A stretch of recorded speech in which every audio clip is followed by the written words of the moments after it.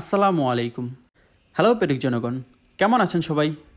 কয়েকদিন আগে দ্য রোমান্সিয়া নামক একটা বাফেটে গিয়েছিলাম মিরপুর 12 নম্বরে। ওই দিন ছিল শুক্রবার এবং লাঞ্চ টাইম।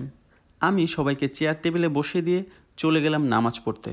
আমি জুম্মার নামাজ শেষ করে এসে দেখি গরুর মাংসের পাত্রের মধ্যে কিছু হাড়গুড় আর হাবিজাবি পড়ে আছে। তাই আমি রাগ করে কয়েকটা রাইস টাইস নিয়ে বসে গেলাম খেতে।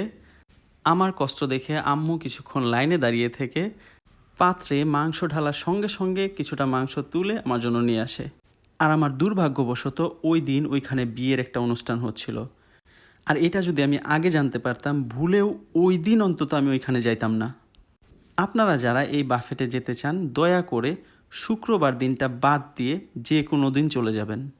ওনাদের রেস্টুরেন্টের ভিতরে জায়গাটা অনেক বড় এবং খাবার দাবারের মানটাও মোটামুটি ঠিকঠাক আছে। যারা ফুচকা খেতে পছন্দ করেন, এই বাফেটে আপনারা আনলিমিটেড ফুচকা পাবেন, কিন্তু লাইনে দাঁড়াইতে হবে। আরেকটা ওই যে ওয়েফেল না কি যেন বলে, ওইটাও পাওয়া যায়। এই দিনের খাবার দাবারের আমার ফুল বড় একটা ভিডিও আছে। আপনারা যদি দেখতে চান তাহলে আমি ওই ভিডিওটাও আপলোড দিব। বাফেটের সব খাবার শেষ করার পরে আমার একটু ভাত না খাইলে হয়ই না, তাই সর্বশেষে আমি একটু ভাত খেয়ে নিই।